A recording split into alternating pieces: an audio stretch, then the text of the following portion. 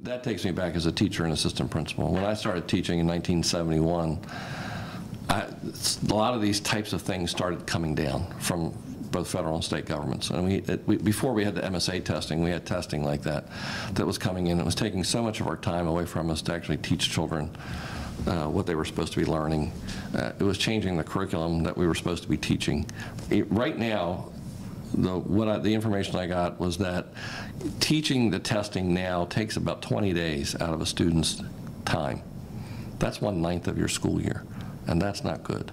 And you know, having these different sets of criteria, I don't believe is accurate either, because when you're a teacher, you know, if you have 25 students come in, you can see they're all different. And saying you have to have this criteria for all of them is not fair. I remember one time when I was a teacher in Haverty Grace and had a student who had this really horrible side of her face that had been melted down. And it turned out her mother's boyfriend had shoved her head in when they were boiling corn on the cob, and it just ruined her life. So saying that she had to pass at this certain level was not fair for her. Just keeping her protected and helping her improve her social life was going to be just as important for her as anything else. I had another student who had rings around his neck and his arm, and it turned out his mother had been a prostitute, and she used to hang him up on the back of the door when she was doing her work. And for us, it was just keeping him out of violence in school, because he was always in fights with people and not learning anything. So when you think that someone from, you know, that's worrying about at the state or federal level that they know what to tell you to teach the children. No, it's the teacher in the classroom that can make that decision if they're a good teacher. And you know, you may have a student that's a really good math student and not a really good reading student. And you know, so they may be in the top level on math, but they may not really be going on the other side. The teachers need to make those decisions on what's best for those children at that particular time and how you move them forward. And it really doesn't work to do it that way. So I would back off on Common Core and say, no, we're not going to do this.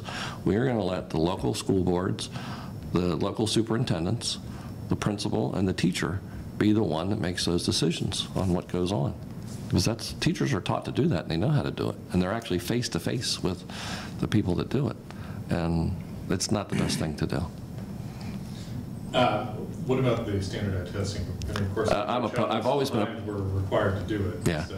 Standardized. You know, when I was a student and when I first taught, it was the Iowa test of basic skills, and they had the California test, and that was just done so you get general information. The teacher would get general information about the students. It wasn't some public information about, quote, how the teacher was doing or how the student was doing. And I don't know how much of this we've talked about, but as a teacher, I was very. I saw it as an assistant principal when they first started coming saying, all right, we're going to do this testing during 3rd and 5th grade. I had a lot of teachers that said, I don't want to teach 3rd and 5th grade anymore. I want to teach 2nd or 4th or 6th, because I don't want my evaluation to be based on how well these kids did. A couple other things. All right.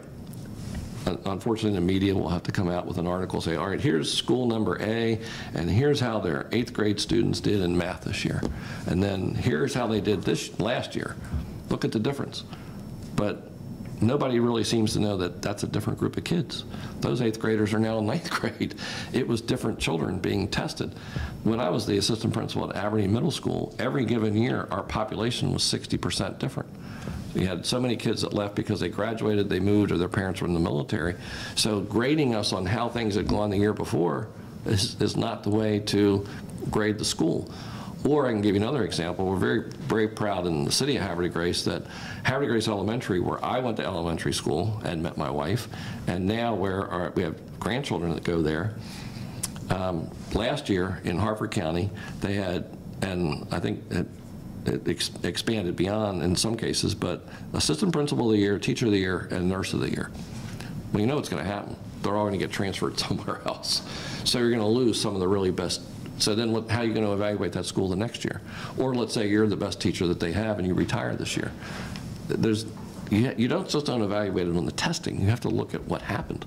Or let's say, I mean, I had a situation at Aberdeen again. I had a really good math teacher, and she was single and never been married, and her mother died. And for that next 6 months, she was doing a horrible job. And finally, we just said, why don't you just take off and we'll get a long-term sub to come in for you and just let you have the time off.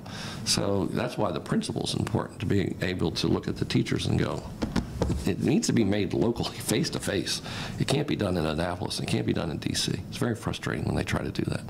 It's just undermining. Teachers are frustrated. I know they're frustrated with me about jobs and salaries, but they're frustrated at what's going on the whole evaluation process. It's just not good. So I would just say, no, we're not going to do Common Core. We're going to let our local school boards have control over all this, and we'll fund it. So you don't think that teachers should be evaluated by the performance of their... They should be evaluated by the people who work with them, the assistant principal and the assistant principal, or if they have a supervisor. If you're a social studies teacher, you might have a social studies supervisor that comes around. Well, I'll just give you another example. Let's say you're teaching and that he's teaching, and you have a student that's at the 75% level, and you get them to 85%. And now you're going to be evaluated that you did a good job. And he has a student that it's at 15%, and he gets them to 75%, but he didn't give them to 80. Who did the better job? You got somebody 10% higher, he got somebody 60% higher. He's going to be evaluated. They, in fact, take that into account, and that's how it works. Yeah, well, they need to actually look at all the details. Or let's say you had a student who was doing well, and they didn't do well this year, but the reality was it wasn't you didn't teach them well, but they had been sick for 20 days because they had Lyme's disease or something. Just doing it based on a fictitious number is not the best way to evaluate the teacher. I can tell you as an assistant principal, just walk, I had a really good principal when I first became an assistant principal. And he made sure that we were always out working the classrooms all the time. And so just walking through a room, I didn't even have to sit and watch the teacher for 50 minutes. I could just walk in for 5 minutes and see what a good job she was doing, or that she needed help. So having it based on that too much is not good. Your reputation is to be anti-union, but I believe you got a standing ovation for that position in most teachers' association meetings. Yeah, we did usually. Yeah, well, I mean, that comes down to that if you're not a member of the union, you shouldn't have to pay. I'm sorry, you're not a union member. If the union's doing a good job, they'll get you in there. It's those types of issues. Like I said, it's not the education issues.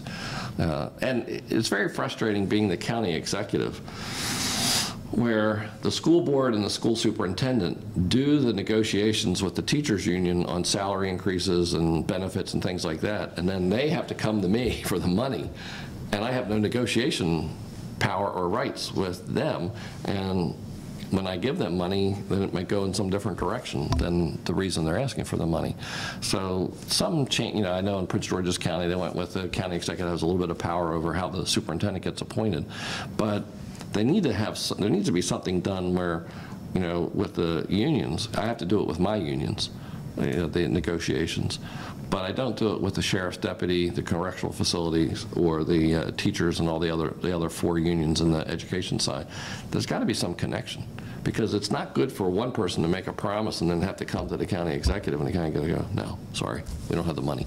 And it was very frustrating this year, because I sat with both the unions leaders and with the board and with the sheriff and those people, and said, here's probably the amount of money we're going to have this year. At max, we were going to have about $7 million in new funding.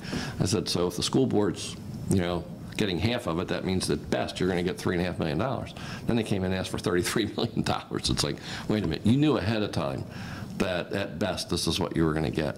It was not good for you to do that.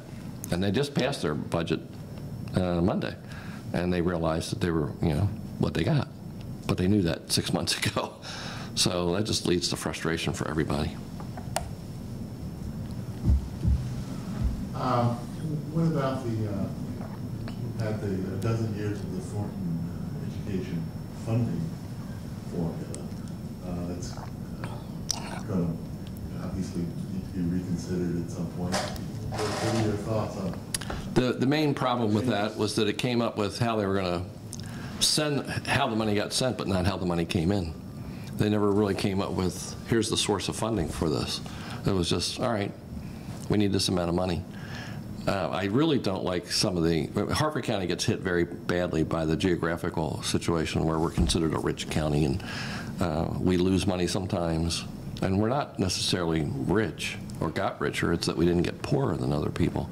So, but we still have poor areas in our county, and we have areas that should be able to get that funding. So I think the funding needs to be much fairer statewide. And I also get evaluated by the union when they say how much money. We're at 11th in the state when it comes to how much we put in, but then they take how much the state gives us, and that drops us to 22, because they give us less than they give other counties. But the union only looks at the bottom number. They don't look at how much I put in there. That's frustrating, too.